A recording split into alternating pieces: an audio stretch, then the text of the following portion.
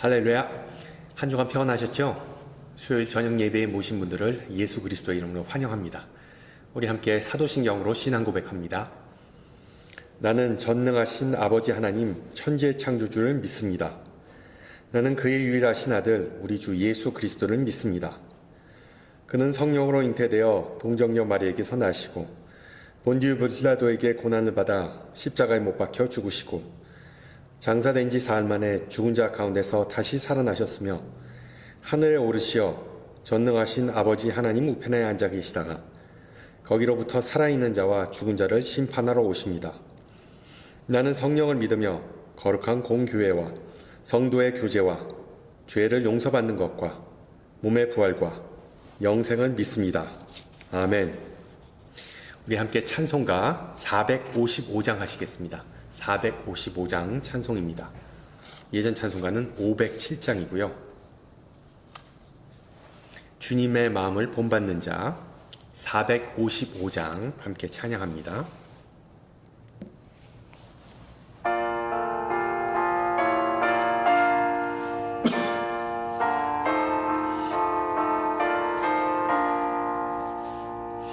주님의 마음을 본받는 자 그 맘에 평강이 찾아오면 험악한 세상을 이길 힘이 하늘로부터 임함이로다. 주님의 마음 본받아 살면서 그 거룩하심 나도 이루리. 주 모습 내 몸에 안 보이며 그 음성 내 귀에 안 들려도 내 영혼 날마다 주를 만나 신령한 말씀 늘 배우도다. 주님의 마음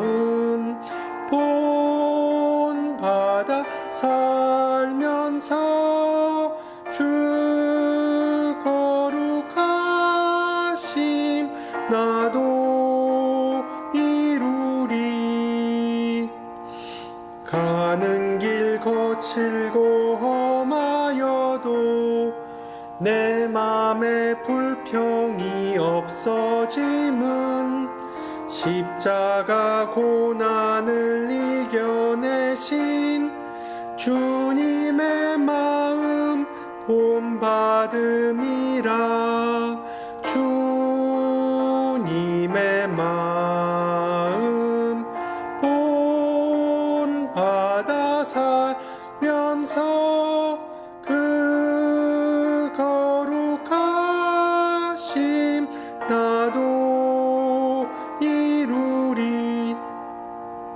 주 예수 세상에 다시 오실 그날엔 무성도 변화하여 주님의 빛나는 그 형상을 다 함께 보며 주 찬양하리. 주님의 마음 본받아 살면서 그 거룩하심 나도 이루리. 아멘. 하나님께서 오늘 저녁 우리에게 주신 말씀 야고보서 5장 7절에서 11절입니다. 야고보서 5장 7절에서 11절 제가 가진 성경으로 신약 375페이지입니다. 375페이지. 야고보서 5장 7절 야고보서 5장 7절에서 11절 말씀을 받들어 봉독합니다. 그러므로 형제들아 주께서 강림하시기까지 길이 참으라. 보라 농부가 땅에서 나는 귀한 열매를 바라고 길이 참아 이른 비와 늦은 비를 기다리나니 너희도 길이 참고 마음을 굳건하게 하라. 주의 강림이 가까우니라. 형제들아 서로 원망하지 말라. 그리하여 심판을 면하리라. 보라 심판주가 문 밖에 서 계시니라. 형제들아 주의 이름으로 말한 선지자들을 고난과 오래 참음의 본으로 삼으라. 보라 인내하는 자를 우리가 복되다 하나니 너희가 욥의 인내를 들었고 주께서 주신 결말을 보았거니와 주는 가장 자비하시고 긍휼히 여기시는 이시니라. 아멘. 계속해서 열매 맺는 삶 시리즈 중에서 오늘은 성령의 네 번째 열매인 오래 참음, 즉 인내에 대해 좀 나누는 시간을 갖고자 합니다. 자녀를 키우는 부모님들은 아시겠지만 아이들 건강 체크업 위에 닥터스 오피스에 가면 항상은 아니지만 기본적으로 한 20-30분은 대기실에서 기다려야 합니다. 그리고 간호사가 이름을 부르면 검사실에 들어가서 또 의사가 오기를 기다려야 합니다. 제가 아는 어떤 의사분은 기다리다가 병이 스스로 나와서 퇴원하는 장소가 바로 미국 이머전시 응급실이라는 그런 우스갯소리를 하시더군요. 그래서 영어로 환자를 patience라고 부르는데 비록 철자는 다르나 인내심을 의미하는 patience와 발음이 똑같습니다. 그리고 patience 이 두 단어 모두 인내하다 또는 아파하다 라는 의미의 라틴어 patiore에서 유래했습니다. 말 그대로 기다림은 짜증나고 그리고 고통스럽습니다. 특히 속도가 경쟁력이 된 정부와 사회 속에서 살면서 우리도 모르게 여유와 기다림의 모습이 많이 사라졌죠. 모든 것이 빨리빨리 이루어지길 바랍니다. 정광석화 같이 지나가는 이 세상의 치열한 삶 속에서 인내하고 기다리고 참는 것은 정말 이 시대에 걸맞지 않는 성품이기도 합니다. 여유 있고 그리고 차분한 삶을 보면 속이 답답하다고 하는 그 소리가 나오지 않습니까? 그런 방향 속에 살다 보니까 우리 신앙인에게도 기다리는 것, 참는 것은 정말 갖추기 힘든 덕목이 된 것 같습니다. 그런데 오늘 읽은 본문은 이렇게 말합니다. 형제들아 주의 강림이 하시기까지 주님께서 다시 오시기까지 길이 참으라. 성경은 언제까지 참으라고 기록하는가 하면 며칠, 몇 달, 아니 길게 잡아 몇 년을 참으라고 하는 것이 아니라 주님의 강림하실 때까지 길이 참으라고 기록합니다. 여러분, 이 말씀은 결코 우리가 허투루 받아들일 수 없는 내용이죠. 주의 강림하실 날을 아는 분은, 주님의 다시 오실 날을 아는 분은, 재림의 날을 아는 분은 오직 성부 하나님밖에 없다고 성경은 기록하는데 무조건 참아야 한다는 이야기는 정말 아무런 기약 없이 참아야 한다는 뜻 아니겠습니까? 그러나 성경은 절대 그렇지 않다고 기록합니다. 7절 후반부를 보세요. 보라, 농부가 땅에서 나는 귀한 열매를 바라고 길이 참아 이른 비와 늦은 비를 기다리나니 너희도 길이 참고 마음을 굳게 하라. 주의 강림이 가까우니라. 보다시피 길이 참는 것을 농부와 연관하여 말하고 있습니다. 그리고 이 농부가 기다리는 것은 이른 비, early rain, 그리고 늦은 비, late rain입니다. 이른 비, 늦은 비. 하늘에서 오는 비는 이스라엘의 좋은 열매와 곡식을 얻는 데 있어서 꼭 필요한 요소였습니다. 지금은 이 관계시설이 잘 되어 있어 비가 때에 맞추어 오지 않아도 좋은 열매를 얼마든지 맺을 수 있지만 옛날에는 곡식을 경작하는 데 비는 정말 필수적인 요소였죠. 하늘에서 때에 따라 비가 오면 풍년이 되었습니다. 그렇지 않으면 흉년일 수밖에 없었습니다. 그렇기 때문에 비는 하나님의 축복의 대표적인 상징이었죠. 특히 이스라엘에서 이른 비와 늦은 비는 좋은 열매를 얻는 데 가장 중요한 요소였습니다. 파종을 한 후에 싹이 나서 처음 자라게 만드는 것이 이른 비이고 나무가 자라 열매를 맺은 후에 그 열매를 잘 익게 크게 만드는 것이 바로 늦은 비였습니다. 만약 이른 비가 없으면 자갈밭에 떨어진 씨앗처럼 싹은 나지만 그 싹은 금방 뜨거운 햇볕에 말라 죽게 됩니다. 예수님의 비유에서 나오죠. 늦은 비가 오지 않으면 나무에 맺힌 열매들이 설익은 상태에서 땅에 떨어지게 됩니다. 한 해의 수고가 정말 헛것이 되고 맙니다. 그래서 농부는 이른 비와 늦은 비를 잘 기다려야만 귀한 열매를 결국 얻을 수 있었습니다. 물론 자신이 노력한다고 모든 것을 얻을 수 있는 것은 아니죠. 농부가 아무리 수고해도 하늘에서 비가 내리지 않으면 그 수고는 헛것이 됩니다.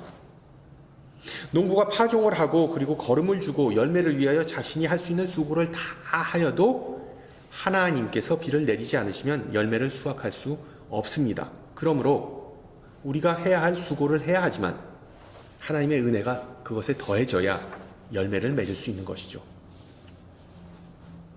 안타깝지만 많은 경우 농부의 수고에도 불구하고 비가 오지 않으면 아무런 열매를 얻지 못할 때가 많았습니다. 가뭄은 농부에게 독이죠. 가뭄이 있으면 농촌의 마음은 타버린다는 그런 표현이 있습니다. 영적 가뭄 또한 신앙인들에게 가혹합니다. 아무런 성령의 열매가 맺혀질 것 같지 않은 상황이 지금의 우리의 각자가 처한 모습으로 느껴질 수도 있습니다. 그래도 우리는 농부의 모습을 본받아야 하겠죠. 농부는 파종을 포기하지 않습니다. 열매가 잘 자라지 않더라도 포기하지 않고 끝까지 기다립니다. 끝까지 비가 오기를, 그래서 열매가 맺기를 기다리는 것이 바로 농부의 본연의 자세입니다.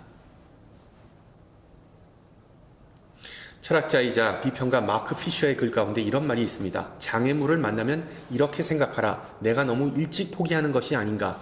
실패한 사람들이 현명하게 포기할 때 성공한 사람들은 미련하게 참는다. 좀 우직하게, 심지어 미련하다 싶을 정도로 참는 모습이 우리에게 좀 있었으면 좋겠습니다. 아르투로 토스카니니는 원래 첼로 연주자였는데 심한 근시 때문에 매번 악보를 다 외워서 연주회에 나가야만 했습니다. 어느 날 중요한 연주회를 앞두고 갑자기 지휘자가 병원에 입원하게 되었습니다. 그래서 단원들 중 누군가 대신 지휘를 해야 할 상황이 된 것이죠. 악보를 다 외우고 있었던 단원은 오직 토스카니니였기에 그가 직접 지휘를 맡게 되었습니다.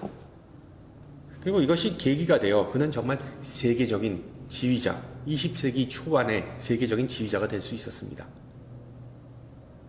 장애를 걸림돌이 아니라 디딤돌로 삼고 비상한 그런 경우였죠. 토스카니니는 회고록에서 이렇게 기록합니다. 어려울 때 힘이 되신 하나님께 감사하라. 좋은 환경이 아니라고 불평하지 마라. 좋은 환경이 좋은 결과를 가져온 것은 아니다. 아담은 에덴 동산이란 좋은 환경에도 타락하지 않았는가? 눈물 나는 역경에서도 감사를 드리자. 흐르는 눈물로 인해 하나님을 더 분명하게 바라볼 수 있을 것이다. 역경에 처할수록 하나님은 우리에게 더 가까이 오시어 우리를 보호하시고 힘을 주신다. 가뭄과 같은 상황 속에서도 끝까지 포기하지 않고 비를 기다리는 농부처럼 알파와 오메가 되신 우리 주님을 늘 바라며 기다리는 성도님이 되시기를 축원합니다. 오늘 본문 10절은 오래 참음에 대해 또한 이렇게 기록합니다. 형제들아, 주의 이름으로 말한 선지자들로 고난과 오래 참음에 본을 삼으라. 구약의 많은 선지자는 미래, 앞으로 다가올 일에 대해 말하였기에 하나님의 말씀이 이루어질 때까지 기다려야만 했습니다. 그 예언이 성취되기까지 예언자들은 정말 많은 고난을 겪었죠. 그러나 그들은 우직하게 일편단심으로 참으면서 인내하면서 하나님의 말씀을 선포하고 또 선포했습니다. 그러한 예언자 가운데 한 사람이 바로 모세입니다. 모세. 여러분, 보통 우리는 모세를 예언자로 분류하지 않습니다. 오히려 위대한 정치 지도자 또는 라피. 왜냐하면 하나님께서 모세를 통해 율법을 주셨기에 많은 히브리인들은, 이스라엘 사람들은 모세를 위대한 라피, 위대한 스승으로 간주합니다. 물론 모세의 사역은 다양했지만 그는 무엇보다 예언자였습니다. 모세의 죽음을 언급하는 신명기 34장은 그를 이렇게 묘사하죠. 그 후에는 이스라엘의 모세와 같은 선지자, 그러니까 예언자가 일어나지 못하였나니 모세는 여호와께서 대면하여 아시던 자니라. 모세와 같은 선지자가 그 이후에 이스라엘에 없었다고 할 정도로 모세는 예언자의 모범, 예언자의 원형이라고 할 수 있습니다. 그래서 신명기 18장에서도 모세는 이렇게 말합니다. 내 하나님 여호와께서 너의 중에 내 형제 중에서 나와 같은 선지자 하나를 너를 위하여 일으키시니니. 그러니까 모세는 자신을 선지자로 소개하면서 나중에 하나님께서 자신과 같은 선지자를 세울 것이라고 말합니다. 출애굽기 3장을 보면 하나님께서 모세를 부르셔서 이스라엘 민족을 해방시키라는 사명, 그 소명을 주시는 장면이 나오죠. 고대 근동 지방의 절대 군주였던 바로의 그 마술을 피해 미디안에서 40년이나 생활했던 모세가 바로에게 돌아가는 것은 정말 큰 모험이자 위험이었습니다. 그러게 모세는 여러 핑계를 대며 그 상황을 모면하고자 하죠. 그래서 하나님께 이스라엘 백성이 자신을 믿지 않고 자신의 말을 듣지 않으면 어떻게 하냐라고 질문합니다. 그리고 이러한 모세에게 하나님은 그 지팡이가 뱀이 되는 기적, 그리고 손이 문둥병이 걸렸다가 다시 치유되는 기적을 차례로 보여주시죠. 그래도 모세는 자신은 언변이 없는 사람인데 어떻게 바로에게 하나님의 말씀을 선포할 수 있나라고 질문합니다. 그러자 하나님은 아론을 모세의 대언자로 세워주시죠. 더 이상 하나님의 부르심을 피할 방법이 없자 모세는 어쩔 수 없이 바로와談判 지으러 갑니다. 그리고 이스라엘 백성을 보내달라고 요청하죠. 그래서 바로는 이스라엘 백성에게 더욱 혹독한 시련을 줍니다. 즉 지푸라기도 주지 않으면서 이스라엘 백성에게 벽돌을 생산해내라고 독촉합니다. 결국 이스라엘 백성은 모세로 인하여 더욱 심한 고통과 억압을 당하게 되죠. 당연히 그 화살은 모세에게로 다시 향합니다. 모세를 원망합니다. 예언자로 부름받은 모세는 하나님의 말씀을 선포했고 하나님의 말씀에 순종했지만 그 결과는 자신이 기대했던 것과는 정반대였습니다. 동족으로부터 혹독한 비난과 심지어 심한 저주를 받게 되죠. 그런 상황 속에서 모세는 어떻게 했습니까? 그는 괴롭고 억울한 상황 속에서도 도망가지 않았습니다. 회피하지 않았습니다. 그리고 모세는 그 문제를 가지고 하나님 앞에 나갔습니다. 그리고 하나님께 항의했습니다. 그는 이렇게 기도하죠. 주여 어찌하여 이 백성으로 학대를 당케 하셨나이까? 어찌하여 나를 보내셨나이까? 내가 바로에게 와서 주의 이름으로 말함으로부터 그가 이 백성을 더 학대하며 주께서도 주의 백성을 구원치 아니하시나이다. 그러자 하나님은 모세에게 사명을 재확인해 주시고 용기를 북돋아 주십니다. 그리고 모세는 다시 한번 자신에게 불평했던 백성에게 자신의 말을 전혀 듣지 않았던 바로에게 나아갔습니다. 현재의 고난을 참고 하나님의 말씀에 순종했습니다. 그리고 하나님께 온전히 순종하는 하나님의 사람으로 거듭났습니다. 그렇습니다. 우리가 고난 가운데 있을 때 문제를 회피하지 않고 그 문제를 가지고 하나님께 나아가야 비로소 하나님은 우리를 온전한 사람으로 거듭나게 하신다는 사실을 기억하시기 바랍니다. 로키 산맥 해발 3,000m 높이에 수목 한계선인 지대가 있습니다. 그 지대의 나무들은 매서운 바람으로 인해 곱게 자라지 못하고 무릎을 꿇고 있는 모습을 한 채 이렇게 꾸부정하게 서 있습니다. 그러니까 매서운 바람으로 곱게 자라지 못했지만 그 곱게 자라지 못한 그 모습 때문에 매서운 바람에 쓰러지지 않고 자랄 수 있었던 것이죠. 그리고 굴절된 그런 나무들은 보기가 좋지 않았지만 세계적으로 가장 공명이 잘 되는 명품 바이올린은 바로 이 무릎을 꿇고 있는 나무로 만들어진다고 합니다.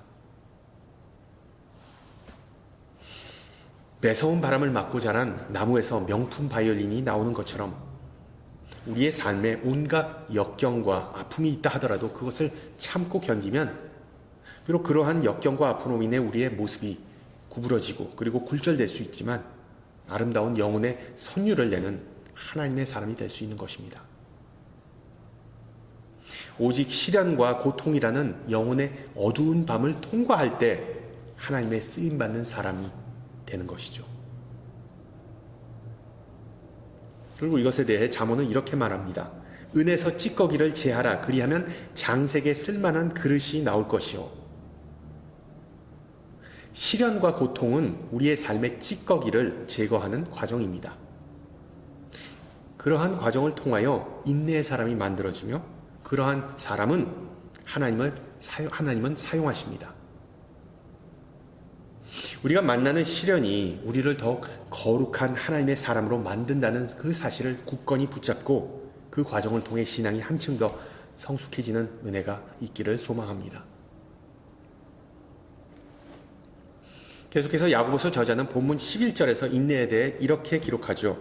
보라, 인내하는 자를 우리가 복되다 하나니 너희가 욥의 인내를 들었고 주께서 주신 결말을 보았거니와 주는 가장 자비하시고 긍휼히 여기는 자신이라.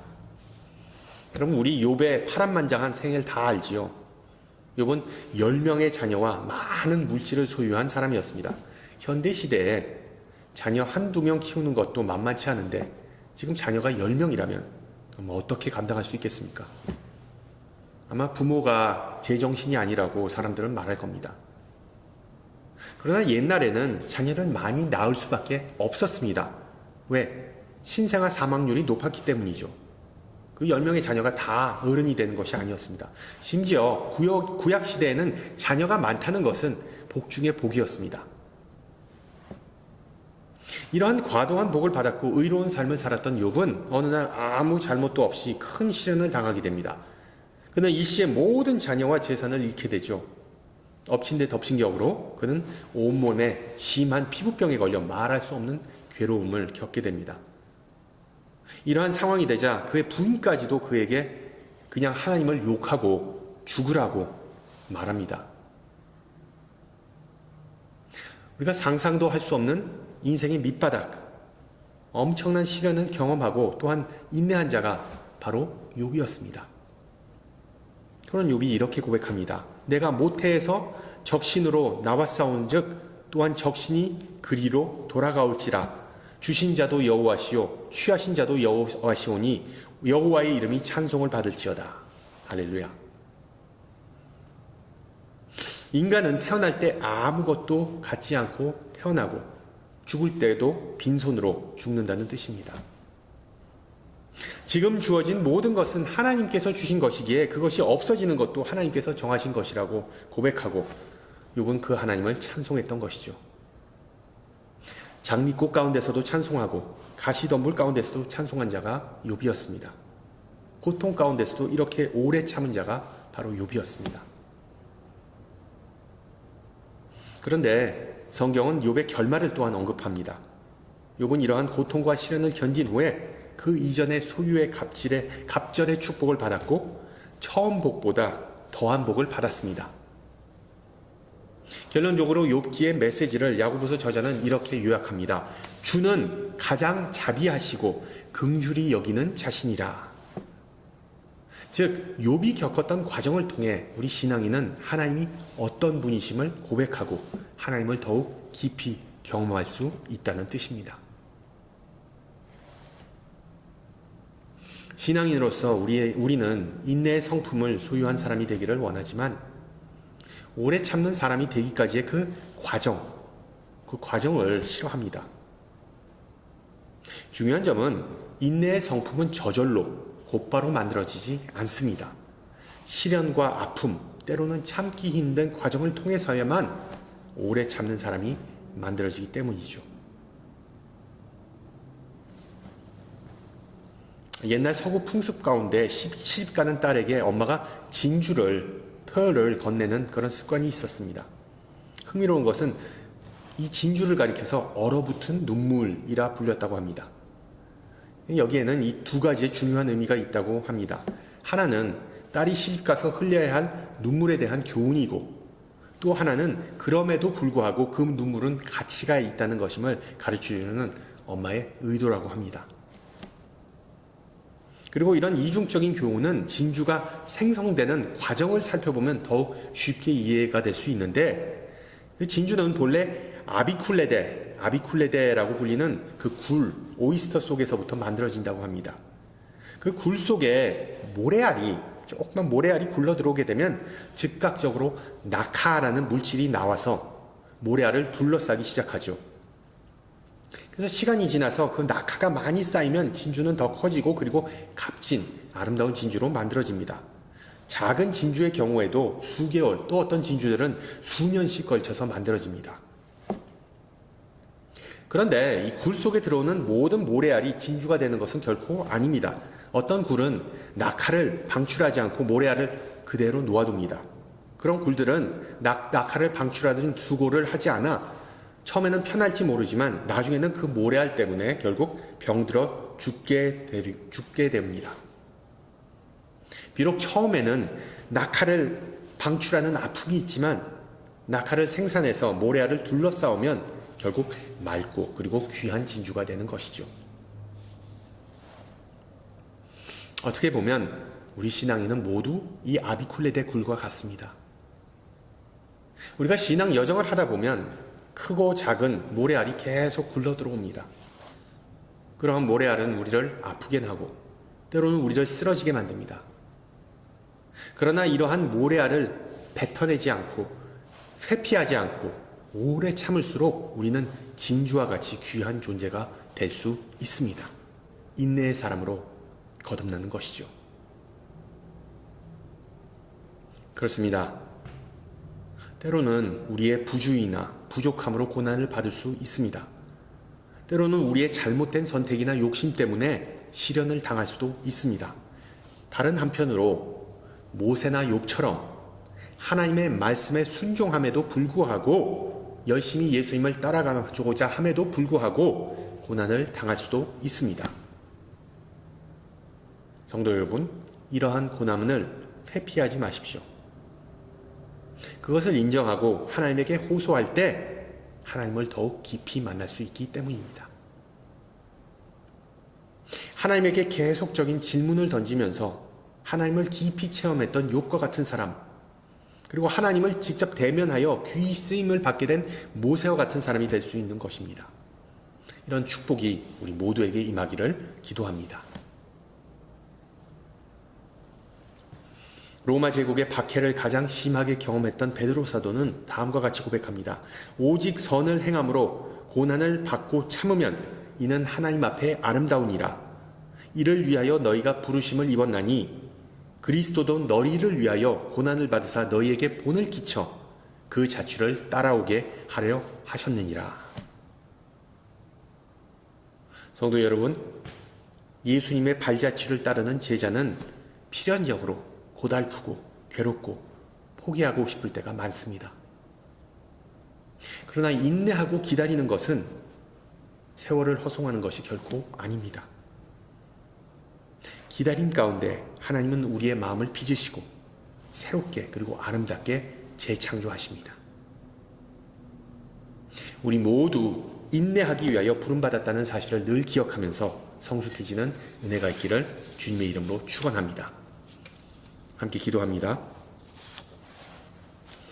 사랑이 많으신 주님, 오늘 이 저녁에 우리가 말씀으로 하나 되게 하심을 감사드립니다. 수많은 예언자들과 욥과 같은 성경의 위인들이 신앙의 선한 싸움을 견뎌내고 주님의 품으로 돌아갔듯이 오늘도 우리 또한 주님의 다시 오심을 소망하고 기다리고 있습니다. 인내는 단순히 신앙의 덕목이 아니라 하나님께서 내려주시는 단비와 같은 선물이고 주님은 우리 모두가 그 선물을 잘 활용하기를 원하심을 이 시간 배웠습니다. 농부가 애타게 비를 기다리듯이 우리도 애타게 은혜의 단비를 기다리면서 예수님의 마음을 담게 하옵소서. 주님께서 우리를 사랑하시어 어려움과 고난 가운데서도 항상 섭리하시고 함께 하셨듯이 이 시간 주님의 은혜와 축복을 누리지 못하는 모든 이에게 우리의 기도와 손길이 전해지기를 소망합니다. 특히 이 시간 지구촌 곳곳에서 고통받고 눈물 흘리고 투쟁하고 두려워하는 이를 위해 중보하오니 주님의 교통케 하심과 회복케 하심이 그들과 함께하여 주옵소서. 또한 무더위 가운데 있는 모든 지체들에게 성령으로 함께 하시어 우리의 삶이 기쁨과 찬양으로 넘치고 주님의 영광과 능력이 온 세상에 우리의 삶을 통하여 드러나게 하옵소서. 함께 주님 가르쳐 주신 기도합니다. 하늘에 계신 우리 아버지, 아버지의 이름을 거룩하게 하시며 아버지의 나라가 오게 하시며 아버지의 뜻이 하늘에서와 같이 땅에서 이루어지게 하소서. 오늘 우리에게 일용할 양식을 주시고 우리가 우리에게 잘못한 사람을 용서해 준 것 같이 우리 죄를 용서해 주시고 우리를 시험에 빠지지 않게 하시고 악에서 구하소서. 나라와 권능과 영광이 영원히 아버지의 것입니다. 아멘. 네, 한 주간 평안하시고요. 강건하시고요. 저는 다음 주 이 시간에 뵙겠습니다. 샬롬.